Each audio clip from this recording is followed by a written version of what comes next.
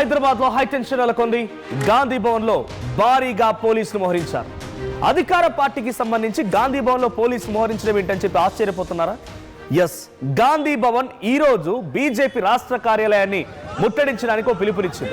National Herald కేసులో అటు రాహుల్ గాంధీ, సోనియా గాంధీల పైన ఈడీ తప్పుడు కేసులు పెట్టిందంటూ అధిష్టానం ఇచ్చిన పిలుపు మేరకి పెద్ద ఎత్తున కార్యకర్తలు గాంధీ భవన్ చేరుకున్నారు. గాంధీ భవన్ నుంచి బీజేపీ రాష్ట్ర కార్యాలయం ముట్టడించడానికి వెళ్తున్న క్రమంలో ఒక్కసారిగా ఉద్రిక్తత పరిస్థితి నెలకొంది. భారీగా పోలీసులు మోహరించి ఎక్కడి వారిని అక్కడ అరెస్ట్ చేసే ప్రయత్నం చేస్తున్నారు. అయితే ఈ నిరసన కార్యక్రమంలో పిసిసి అధ్యక్షుడు మహేష్ కుమార్ గౌడ్ కూడా పాల్గొనడం పెద్ద ఎత్తున అందరినీ కూడా మరింతగా బూస్టప్ చేసింది కాంగ్రెస్ కార్యకర్తల్ని. సో కాంగ్రెస్ కార్యకర్తలు అరెస్ట్ చేయడం మనం విజువల్స్ చూస్తున్నాం.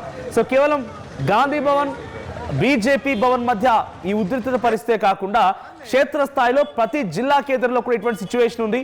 అయితే కరీంనగర్లో కేంద్ర మంత్రి బండి సంజయ్ నివాసాన్ని, ఆయన కార్యాలయాన్ని కూడా ముట్టడించేందుకు చాలా పెద్ద ఎత్తున కాంగ్రెస్ కార్యకర్తలు తరలి రావడంతో అక్కడ కూడా ఉద్రిక్తత పరిస్థితి నెలకొని పోలీసులు అరెస్ట్ చేశారు. సో విజువల్స్ లో ఎటువంటి హడావిడి వాతావరణం నెలకొందో మనం చూస్తున్నాం. సో పైన కనిపించేటువంటి ఆ విజువల్ గాంధీ భవన్ దగ్గర. సో గాంధీ భవన్ దగ్గర ఎటువంటి ఉద్రిక్త పరిస్థితి నెలకొంది, ఏ విధంగా కాంగ్రెస్ కార్యకర్తలు అక్కడికి చేరుకున్నారు, కాంగ్రెస్ పార్టీకి సంబంధించినటువంటి కొంతమంది సీనియర్ నాయకులు చేరుకున్నారో చూస్తున్నాం.